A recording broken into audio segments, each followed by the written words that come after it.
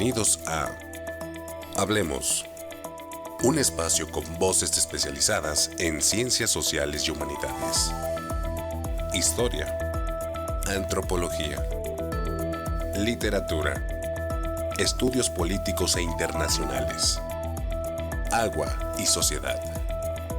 Divulguemos la ciencia. Divulguemos la ciencia. Ya comienza Hablemos.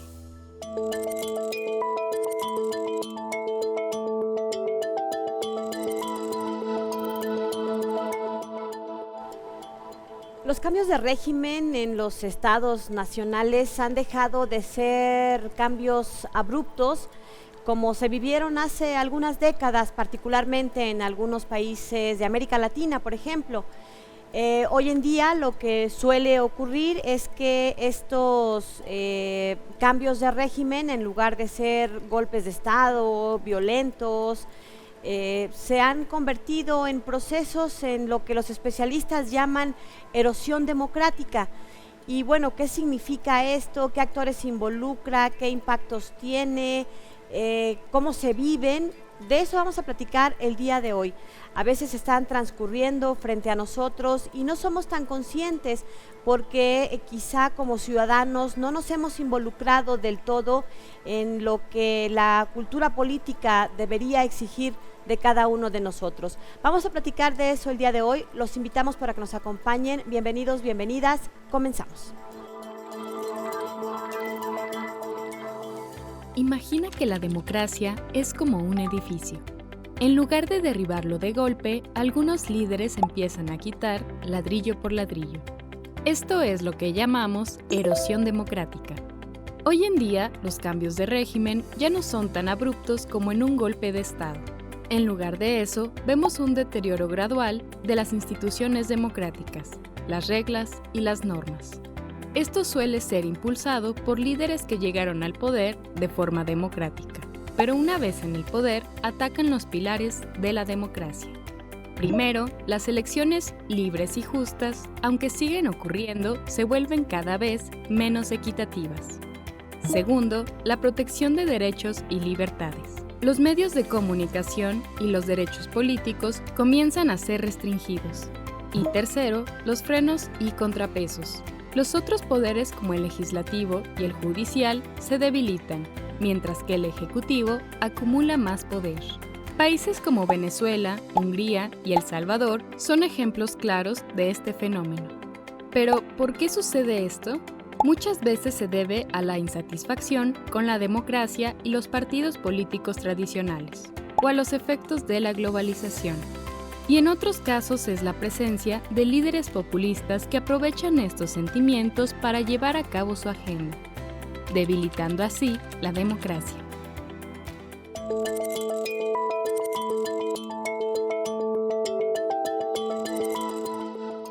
Bien, vamos a presentar a nuestro invitado de hoy. Nos da mucho gusto que nos acompañe. Él es el doctor Diego Solís. Él es investigador y está realizando una estancia postdoctoral aquí en el Colegio de San Luis en el programa de Estudios Políticos e Internacionales. Diego, muchas gracias por acompañarnos, por aceptar la invitación. Muchas gracias a ti, Lidia, por la invitación. Bueno, pues vamos a platicar con él de este concepto que ya decíamos en la cápsula de introducción de erosión democrática. A mí me gustó mucho el paralelismo, el ejemplo que nos daba Jackie Fierro, quien nos ayuda a hacer todas estas cápsulas. Este ejemplo que nos ponía, ¿no? Es como si en lugar de tumbar el edificio de un solo golpe, se va quitando como ladrillo por ladrillo, y así lo entendemos. Pero a ver, cuéntanos por qué es importante que la gente, que los ciudadanos tengan presente y entendible este concepto, porque yo decía, a veces la cultura política de los mexicanos o en general de los ciudadanos de varias partes del mundo, pues no nos preocupamos mucho por entender este tipo de situaciones, de fenómenos que tarde o temprano van a impactar en la vida cotidiana. Cuéntanos, ¿por qué es importante y a qué se refiere? Claro. Muy bien, bueno, pues es importante la democracia, a veces la damos por sentada, pero la democracia lo que nos permite es hacer transiciones de gobierno por medios pacíficos. Entonces no lo hacemos de manera violenta, sino que lo hacemos civilizadamente a través de elecciones. Y incluso Karl Popper, un teórico político, decía que las boletas en democracia son como piedras de papel, ¿no? Y Pero para que esto sea posible, pues se requiere también de elecciones que son libres, que son competidas, se requiere de frenos y contrapesos, y muchos de estos elementos que forman parte de la democracia, cuando ocurren este fenómeno de erosión democrática, que se está refiriendo, como bien lo plantean hace un momento, como un declive progresivo pero sustancial de la democracia. Es una pérdida gradual de la calidad de la democracia que puede desembocar en un sistema autoritario. Y que es una forma distinta de transición de una democracia a una autocracia, porque tradicionalmente lo que ocurría pues eran golpes de Estado, ¿no? Estos cambios abruptos de gobierno. Pero ahora lo que observamos, y la paradoja es que tenemos líderes que son electos democráticamente y que una vez en el poder van debilitando con reformas que muchas veces son planteadas en términos legítimos, como por ejemplo el combate a la corrupción o la mejora de la representación, pero que van debilitando a ciertas instituciones que son fundamentales para la democracia liberal. Hay un ejemplo que a lo mejor a nosotros nos puede resultar interesante de revisar, que es el caso de Venezuela. A lo mejor para los que son muy jóvenes no recuerdan que México tuvo una transición a la democracia en términos pues relativamente pacíficos, estables. No fue necesario un golpe de Estado, no fue de una manera violenta. Tuvimos esta posibilidad de pasar de 70 años de un régimen priista a una oposición que durante varias décadas estuvo compitiendo en una contienda electoral, a veces con reglas más justas, otras con menos equitativas, en fin. Pero en el año 2000 llegamos, digamos, a esta transición a la democracia, que se originó en muchos espacios de manera simultánea, creo yo, sin ser la experta, pero bueno. Sin embargo, para los más jóvenes, los golpes de Estado de países latinoamericanos no les son a lo mejor muy cercanos, pero creo que esto que mencionas de la pérdida de la democracia, a veces no nos damos cuenta. Y yo decía el caso de Venezuela, pero a ver, cuéntanos tú, ¿por qué el caso de Venezuela nos puede ilustrar este declive? Porque entiendo que llegó al poder el régimen que hoy está de una manera muy apoyada por la mayoría, ¿no? Digamos que en ese sentido no tenía mayor cuestionamiento su ascenso al poder en términos democráticos, pero hoy en día podemos ver por muchos aspectos que ya no es tan democrático. Cuéntanos qué ha pasado ahí. Claro, bueno, en el caso de Venezuela es un caso que es atípico en el sentido de que a diferencia del resto de los países de América Latina, hubieron 3 países que no sufrieron de dictaduras, ¿sí? En la segunda mitad del siglo XX. Entonces Costa Rica, Venezuela y Colombia, ¿sí? Entonces en el 58 cae la última dictadura y tienen 40 años de democracia hasta el 98, donde se celebran estas elecciones en las que sale triunfador Hugo Chávez. Ahora, el contexto en el que se presentan esas elecciones es de una gran insatisfacción con el desempeño de esos gobiernos.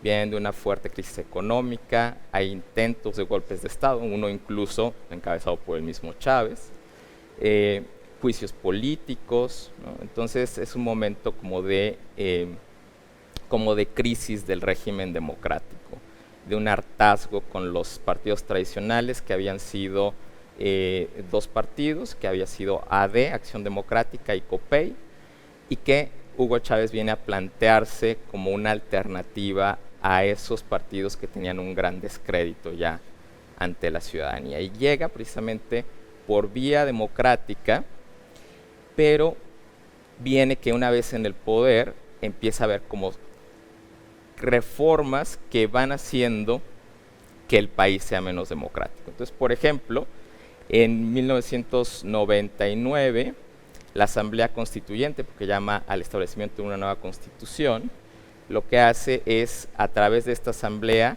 elegir a los miembros del Comité Nacional Electoral. Entonces, todos los miembros del Comité Nacional Electoral son afines al chavismo, ¿sí? O, por ejemplo, en 2004, cuando realiza una reforma al Poder Judicial, amplía el número de asientos que hay dentro de la Corte Suprema, y todos esos nuevos actores que pasan de 20 a 32, todos son afines al gobierno de Chávez, y que después eso tiene consecuencias, porque la misma Suprema Corte después elige a los miembros del Consejo Electoral, y la capacidad que tiene entonces la Corte para actuar como un freno para que el gobierno no pueda actuar de manera arbitraria, pues se ve completamente anulada. O sea, ya tienen control del Poder Ejecutivo, por él mismo, por el Poder Legislativo y del Poder Judicial.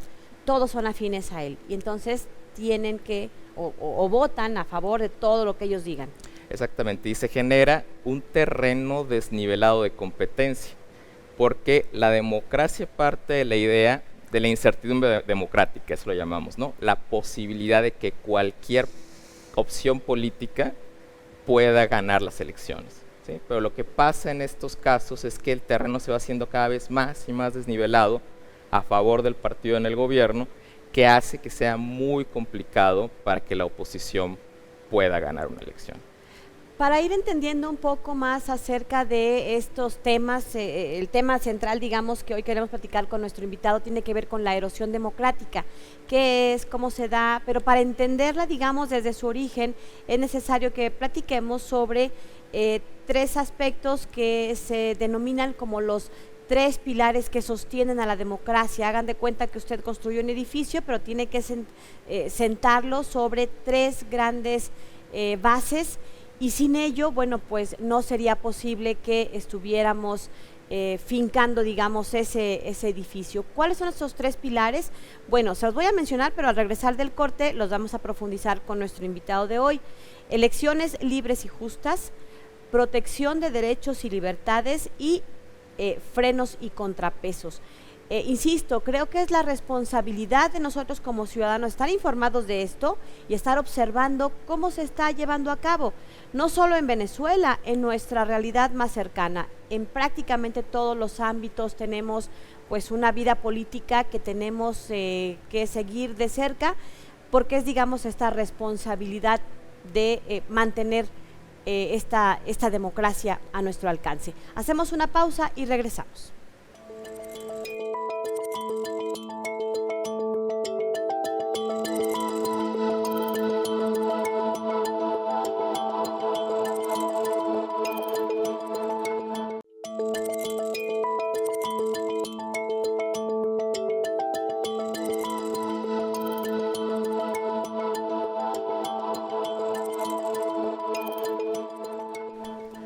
Yo creo que los ciudadanos tenemos esta enorme responsabilidad de vigilar qué está ocurriendo en nuestro entorno más inmediato, pero a veces estamos demasiado ocupados con nuestra propia vida, que se nos escapa por ahí lo que se está desarrollando, y que puede ser un parteaguas en la historia y en la vida democrática de nuestro país.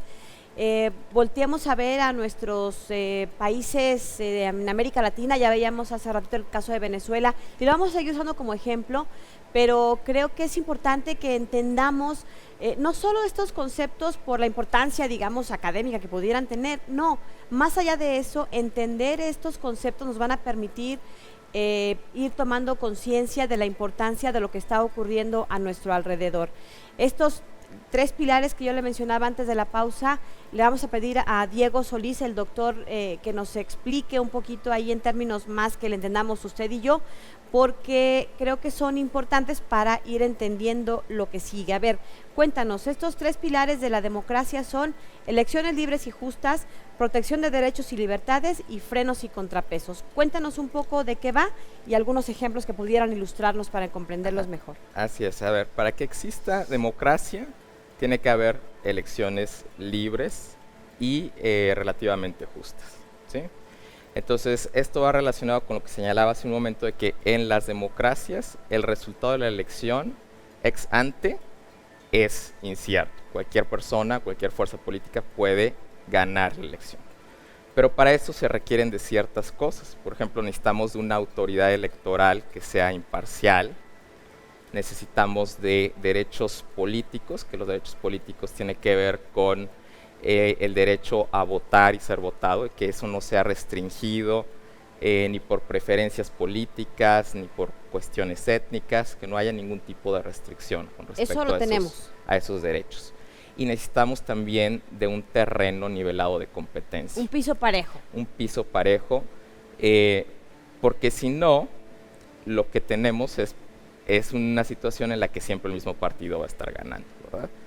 Y eso contrasta esta situación de elecciones competitivas con lo que pasa en un régimen autoritario, ¿no? En un régimen autoritario puede haber elecciones, pero esas elecciones ya sabemos de antemano cuáles son los resultados. ¿Quién las va a ganar? Exactamente. Entonces tenemos elecciones en Cuba, pero sabemos que siempre el partido en el gobierno va a ganar las elecciones. Saddam Hussein hacía elecciones y ganaba con el 99% de los votos, ¿no? Putin, entonces, ¿no? El presidente ruso también creo que gana por un montón de... Exactamente. Entonces son elecciones que no cuentan con esta cualidad de que sean libres, de que sean competidas, ¿sí?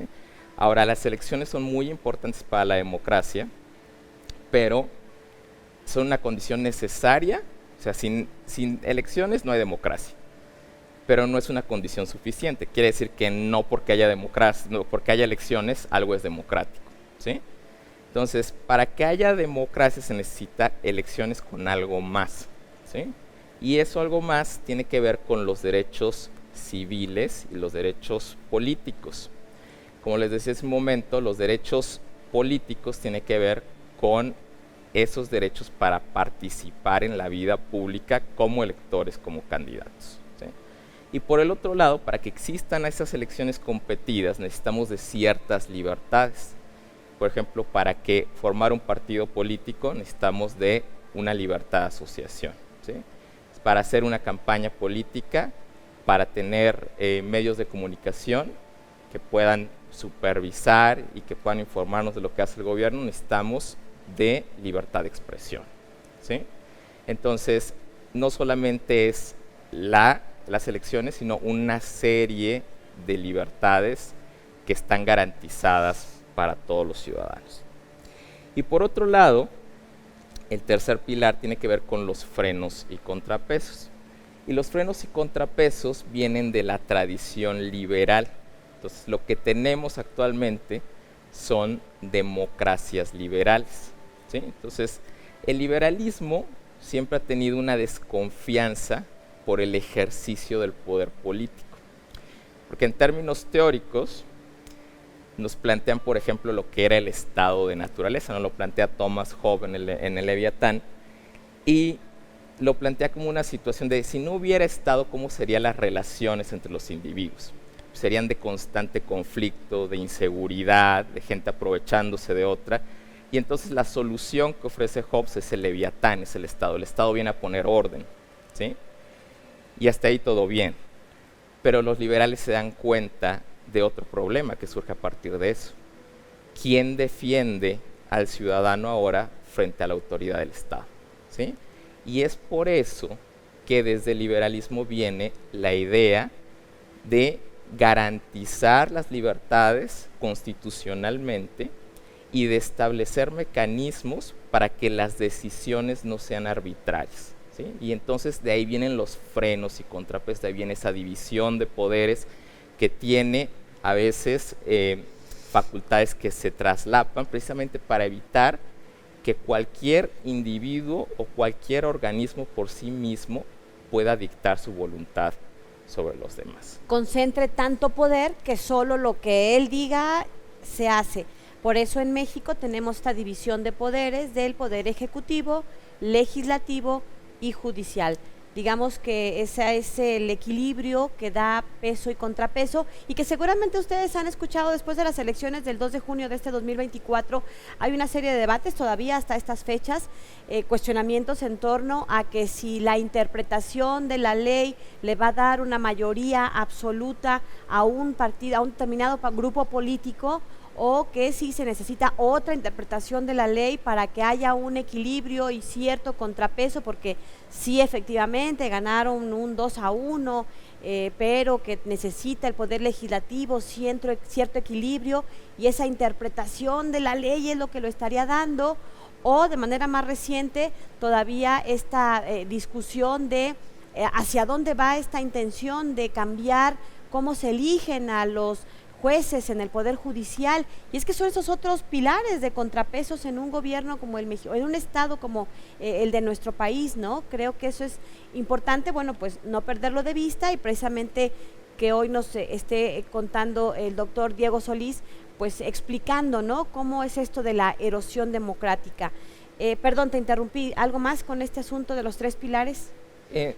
Pues básicamente lo que hay cuando hay una erosión democrática pues es precisamente pues lo contrario a esto, ¿no? Entonces hay elecciones menos competidas, se empiezan a violar esas libertades civiles, por ejemplo se empiezan a perseguir a los opositores, se les hace más difícil el ejercicio de sus derechos, se empiezan, en cuestión al tercer pilar, se empiezan a debilitar esos otros poderes, se empieza a concentrar el poder en el Ejecutivo, y entonces lo que tenemos es progresivamente países que van declinando e incluso pueden llegar a ser autoritarismos.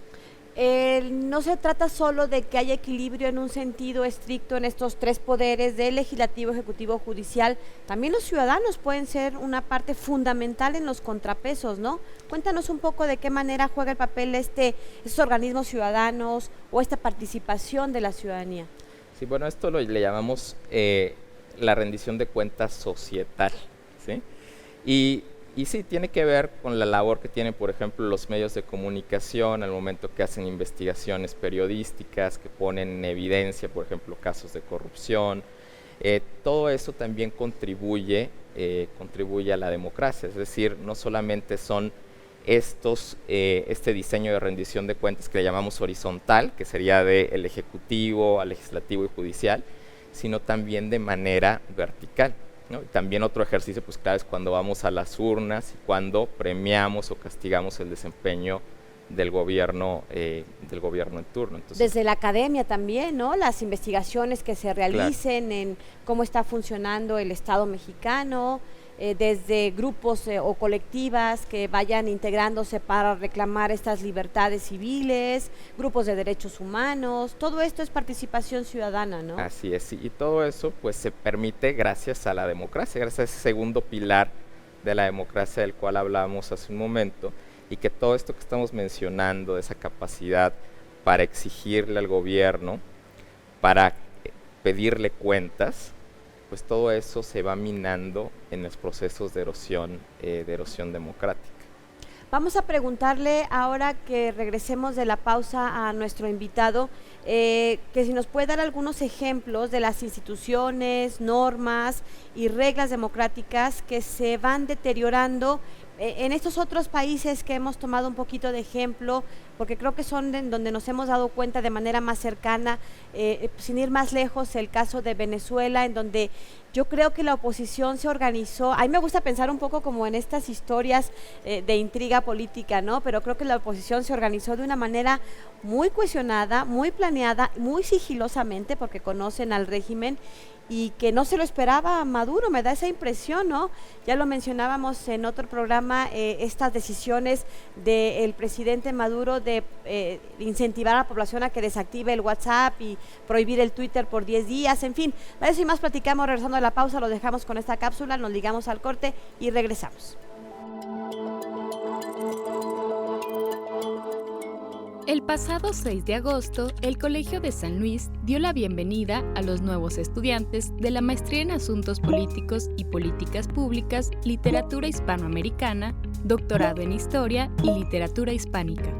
Este año la ceremonia estuvo a cargo de los investigadores Isabel Monroy, Antonio Aguilera y Fernando Morales, coordinadores de los programas académicos.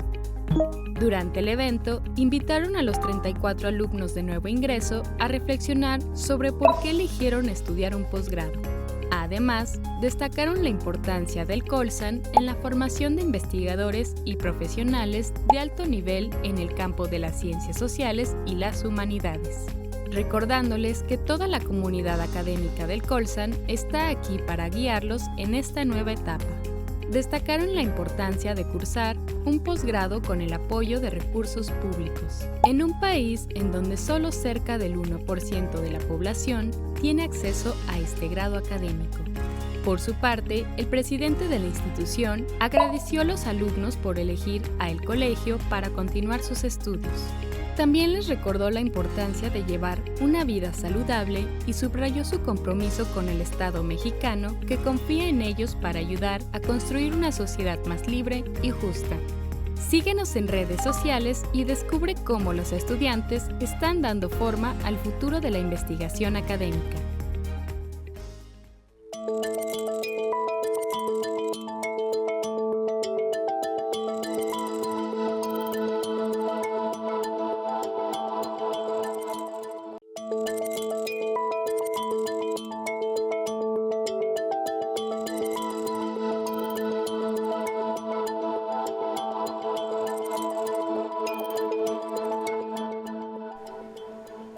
Bien, estamos de regreso, estamos platicando con el doctor Diego Solís. Él está haciendo una estancia postdoctoral acá en el Colegio de San Luis y bueno, pues es doctor en ciencia política, se nota, de la Facultad Latinoamericana de Ciencias Sociales, mejor conocida como la Flaxo. Bueno, cuéntanos, doctor Diego Solís, decía yo que si nos podrías dar algunos ejemplos de instituciones, normas y reglas democráticas que se van erosionando en cualquier país. Tú tienes más casos. Muy bien. Bueno, como les mencionaba hace un momento, esto tiene que ver con un proceso de engrandecimiento del poder ejecutivo, ¿sí? Pero a expensas de los otros poderes del Estado. Entonces hay un debilitamiento de la legislatura, debilitamiento del poder judicial, debilitamiento de la autoridad electoral y básicamente de cualquier organismo que está fuera del control del Ejecutivo. Entonces, una de las cosas que comúnmente suceden con en este tipo de situaciones de erosión es el ataque hacia el Poder Judicial, ¿sí? Entonces hay un debilitamiento del Poder Judicial, que una de las formas más comunes, lo que platicábamos hace un momento con el caso de Venezuela, que es con la ampliación del número de ministros, ¿sí? Entonces se amplía el número de ministros y con una mayoría en el legislativo que ya tiene el líder, lo que hace es coloca a allegados a él en esos puestos. Y no es exclusivo de Venezuela, entonces eso lo hemos visto también en Hungría con Víctor Orbán, lo hemos visto en el caso de Tayyip Erdogan, en el caso de Turquía. Otra forma quizá que existe es simplemente despedir a todos los miembros de la Corte, como lo hizo Bukele recientemente. ¿En El Salvador? En El Salvador.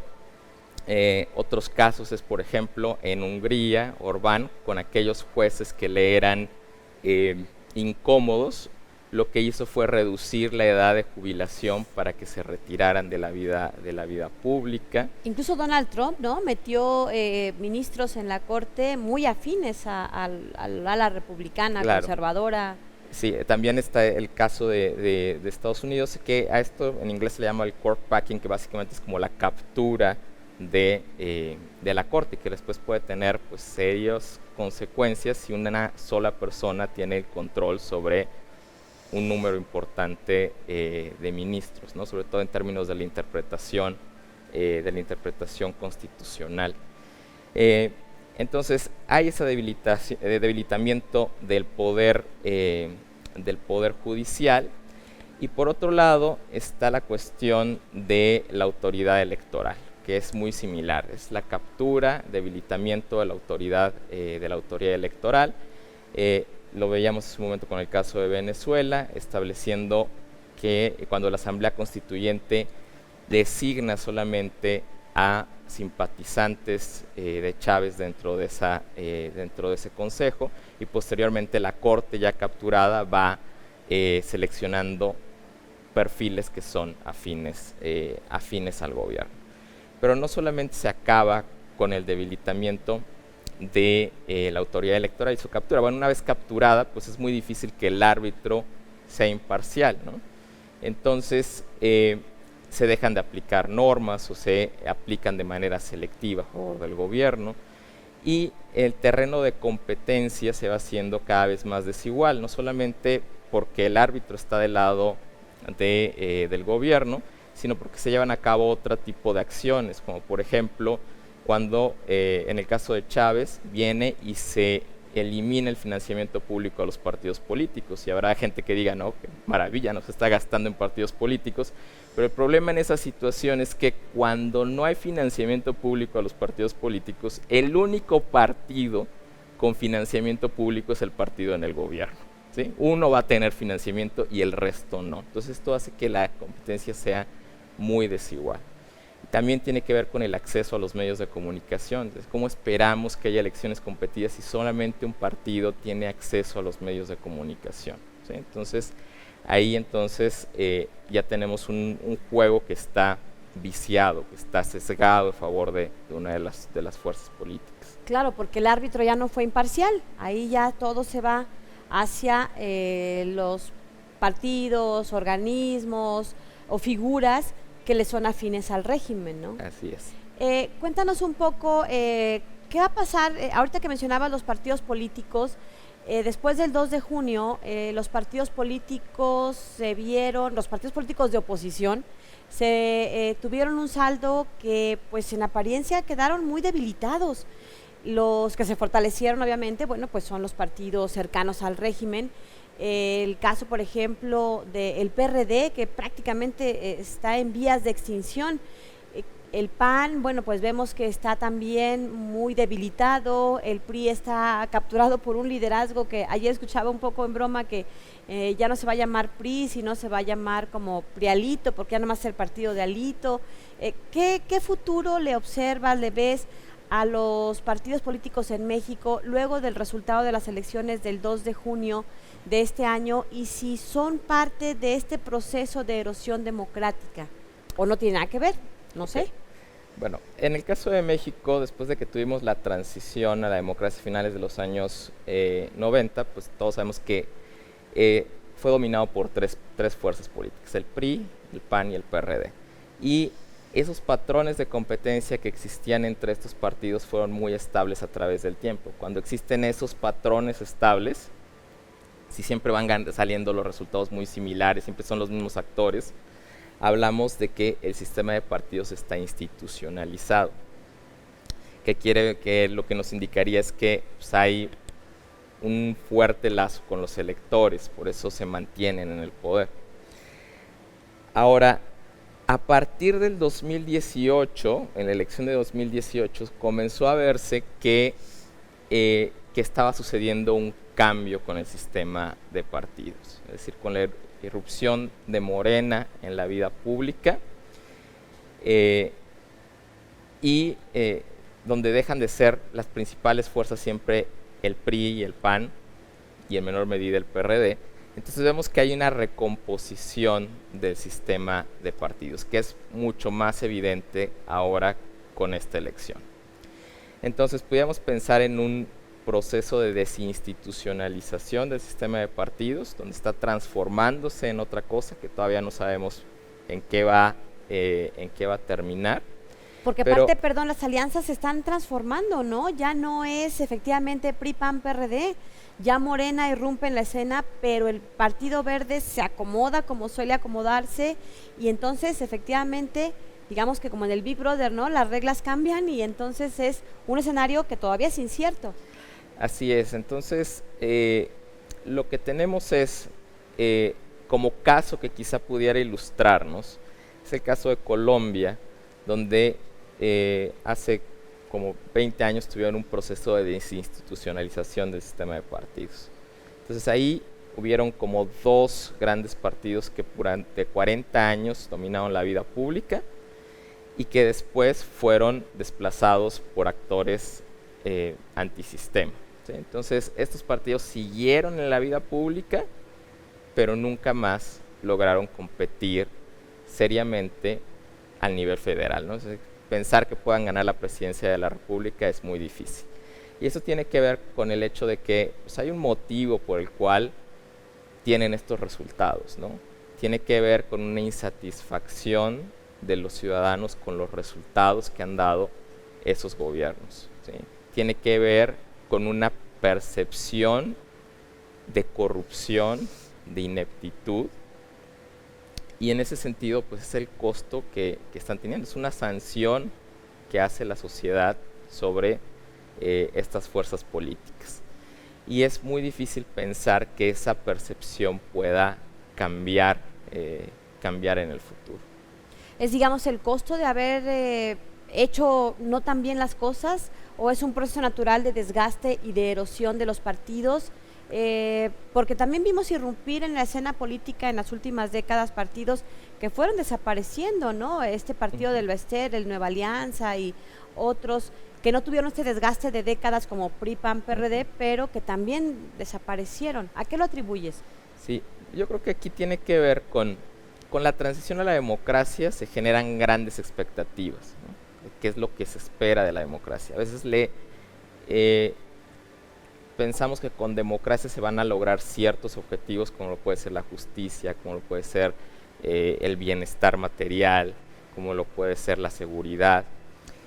Y muchas de esas cosas no se cumplieron con la transición a la democracia, ¿sí? Entonces, por ejemplo, las tasas de crecimiento no fueron muy altas, no hubo un avance muy grande en términos del combate a la pobreza, y todo eso hace que pues esas expectativas que se tenían pues no estén cumplidas y que existe una frustración, que existe un déficit entre lo que se espera de la democracia y lo que se está recibiendo de la democracia. Más aún hay una percepción de que esta clase política tradicional no representa al ciudadano ordinario, ¿no? Entonces, si aparece un líder que se plantea en esos términos, que denuncia la situación que se está observando en términos de lo desapegados que están los partidos con respecto a las necesidades de los ciudadanos, pues creo que va a tener un eco.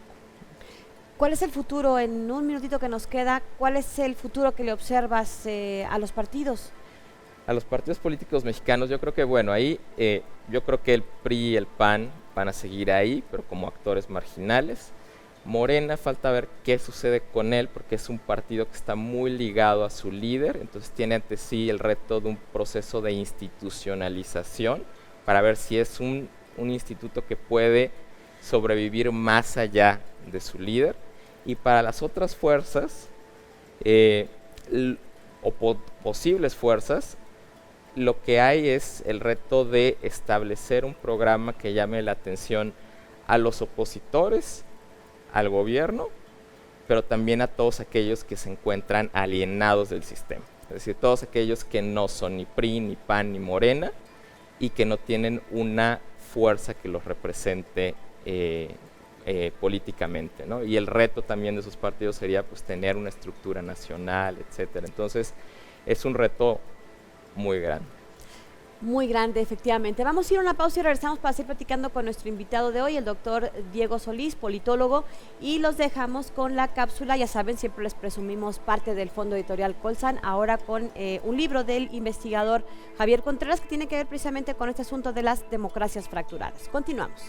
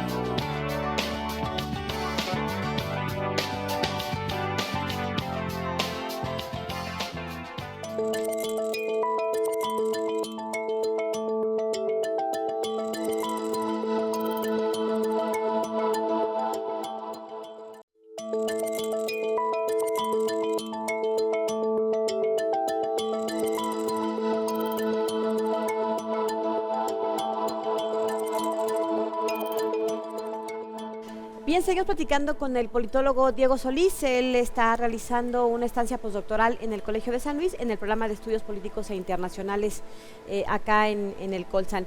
Cuéntanos un poco qué tipo de liderazgos o qué tipo de contextos abonan o favorecen a la erosión democrática. Digamos que hay ahí como todos los ingredientes para que empiece a deteriorarse la democracia en un país.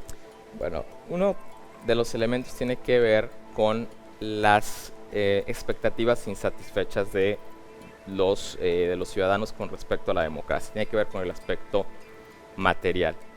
Pero también en otras, sobre todo en democracias jóvenes, pues estamos en situaciones en las que el Estado pues no puede cumplir ni con sus funciones básicas como lo es la seguridad, ¿no? Entonces todo esto pues va generando un descontento en la población, una percepción de que existen una clase política desvinculada, que no es responsiva ante las necesidades de los electores, y todo esto pues va generando como el caldo de cultivo para que se presente un proceso de erosión democrática.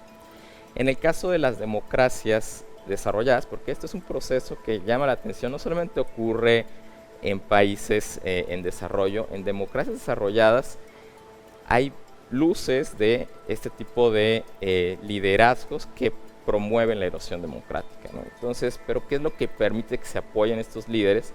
Bueno, en estos casos, lo que tenemos que pensar es en cómo la globalización los ha ido afectando, ¿no? Entonces, pensemos en los trabajadores, en el caso de Estados Unidos, que existe una empresa y que para hacer menos los costos, mueven la fábrica hacia otro país, ¿no? Entonces todas estas personas quedan sin empleo. Si tenemos avances tecnológicos que hace que el trabajo de ciertas personas sean redundantes, bueno, estos son perdedores de la globalización y va generando también un resentimiento que después es explotado por líderes como el caso de Donald Trump.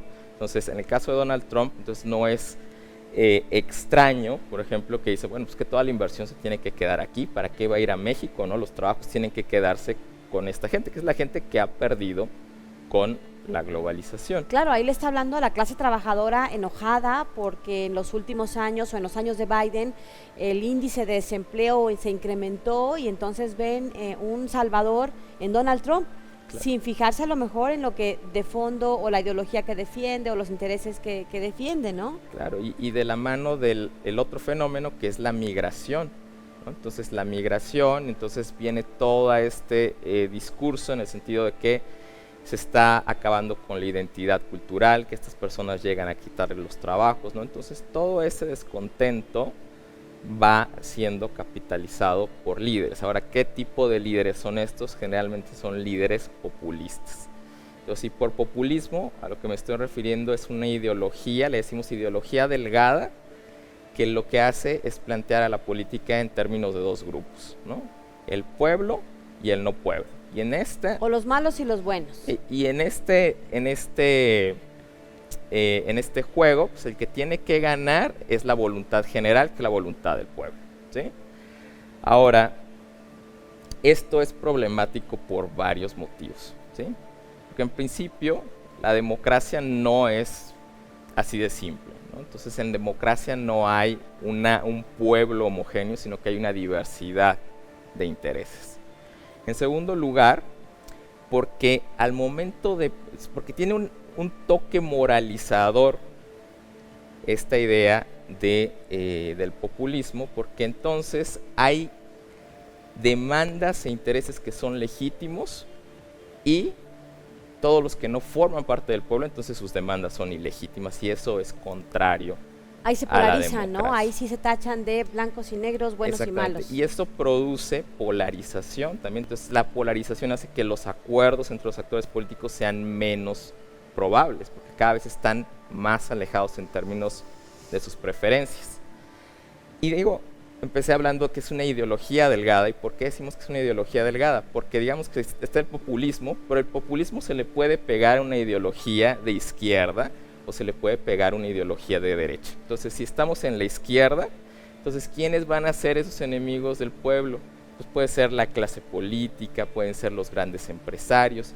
Si estamos en un populismo de derecha, ¿quiénes van a ser los enemigos? Pues van a ser los inmigrantes, por ejemplo, ¿sí? Entonces tenemos de todos los colores, tenemos gente como Chávez, como Evo Morales, como Rafael Correa de un lado, pero del otro lado también tenemos a Erdogan, tenemos a Bolsonaro, tenemos a Marine Le Pen en Francia, tenemos a Giorgia Meloni en Italia, que es el otro lado de la moneda. El presidente de Argentina, el nuevo Milei, no cae es dentro de ese los tipo populistas de derecha. de derecha, ¿verdad? Exactamente. Ahora, estos populistas varían en términos de qué tanto pueden lograr la erosión democrática, porque una precondición es que tengan una mayoría legislativa, ¿sí? Entonces, si no tienen una mayoría legislativa, va a ser más difícil que puedan transformar a las instituciones democráticas, que las puedan minar, ¿no? Y por otro lado, en ese sentido hemos tenido, por ejemplo, populistas que juegan con las reglas democráticas, ¿no? Sucede en el caso de Italia, porque ahí también es muy, muy difícil que un partido pues, tenga la mayoría de asientos. Pero tienen elementos, todos estos líderes, elementos en común en la manera en que se expresan, en la manera en que proceden, en que se comportan frente a los frenos y contrapesos. Y vemos entonces en muchos de estos casos el intento por debilitar a las instituciones. Vemos que tienen una percepción, los populistas tienen una percepción de democracia mayoritaria. Entonces sí, la democracia es mayoritaria, pero recuerden el tercer pilar de que les hablaba hace un momento, ¿no? Entonces sí, son mayorías, pero protección también a derechos, a los derechos de las personas, los derechos básicos, protección a las minorías, ¿no? Para eso tenemos, por ejemplo, una corte que si la mayoría el día de mañana decide que vamos a restringir los derechos de una minoría, la corte está ahí para garantizar que los derechos de esas minorías que están consagrados en la Constitución no sean violentados. El populismo tiene una idea de democracia mayoritaria donde los frenos y contrapesos son un obstáculo, y entonces eso es peligroso porque nos conduce precisamente a estos procesos de erosión democrática. ¿Cuál es el escenario, digamos, o qué puede hacer el ciudadano común frente a posibles pues transformaciones o posibles escenarios de erosión democrática? ¿Tiene en sus manos algún poder cuando hay todo este caldo de cultivo que se está gestando? ¿O ya está indefenso y dices, no, pues ya ríndete, adiós? Generalmente estos líderes llegan con un gran apoyo popular, ¿sí? Entonces, muchas veces son conscientes de qué ha sucedido con la democracia hasta que ya ha sucedido el proceso de erosión. Y muchas veces creen en el discurso que les ofrece el populista porque está fincado ese discurso en causas que son legítimas, tiene que ver con combatir la corrupción, tiene que ver con aumentar la representatividad, ¿sí? Pero finalmente después pueden decir, pues vamos a hacer más representativo al Poder Judicial, cuando el Poder Judicial no tiene la función de ser un órgano representativo. El compromiso de la Corte tiene que ver con la interpretación, con el apego a la Constitución. La Corte es una institución contramayoritaria en el sentido de que puede evitar los abusos de las mayorías, ¿sí? Pero nos pueden vender la idea de que al hacerla democrática, de que al hacer que se elijan a los jueces popularmente y que el partido mayoritario pueda controlar esas elecciones, nos van a decir, pues eso es democracia, ¿sí? Pero minando el pilar liberal que sostiene al régimen. ¿Sí? Bueno, pues estamos llegando a la parte final de este espacio. Les agradecemos mucho que nos estén acompañando. Les recordamos que pueden seguirnos a través de YouTube. Ya saben que el programa se estrena los martes aquí en 9TV y mañana miércoles ya está disponible en el canal de YouTube del Colegio de San Luis. Doctor Diego Solís, queremos agradecerte mucho que nos hayas venido a compartir toda esta información. Gracias. ¿Algo más con lo que quieras concluir? No, muchas gracias, Lidia. Y bueno, yo creo que hay que estar como atentos de las discusiones que hay en la vida pública y poner mucha atención en lo que se está discutiendo y pensar más allá de la inmediatez acerca de cuáles son las consecuencias en el largo plazo de las decisiones que se toman en la política. ¿Eso dirías que es parte de la responsabilidad como ciudadano? Sí, yo creo que sí, claro, es difícil para el ciudadano porque, claro, el ciudadano tiene una vida, ¿verdad? Está ocupado en su trabajando, día a día, ¿no? En su día a día, pero sí es importante que tenga un seguimiento de lo que está sucediendo. Muchas gracias. Nos vamos, nos dejamos con la agenda Colsan. Gracias, pásela bien, soy Lidia Huache. Hasta la próxima. El Colegio de San Luis te invita a los eventos y actividades que se llevarán a cabo durante los próximos días. Participa en el seminario La Plástica Huasteca a través del tiempo, del 7 de agosto al 4 de septiembre en modalidad virtual. Consulta las fechas de sesiones en nuestro Facebook. Se realizará la conferencia Oralidad y Escritura en la Literatura Iberoamericana, el 6 de septiembre a las 17 horas en el aula magna del Colsan. El programa de estudios antropológicos del Colsan invita al seminario del doctorado en estudios antropológicos, zonas áridas, con su siguiente sesión el 27 de agosto a las 17 horas en la sala de videoconferencias 1. Espera próximamente el Seminario de Impresos Populares de Vanegas Arroyo, el 10 y 11 de octubre en la sala de videoconferencias 1. Síguenos en redes sociales para mayor información. Consulta los detalles de este y otros eventos a través de nuestra página web www.colsan.edu.mx y síguenos también en nuestras redes sociales.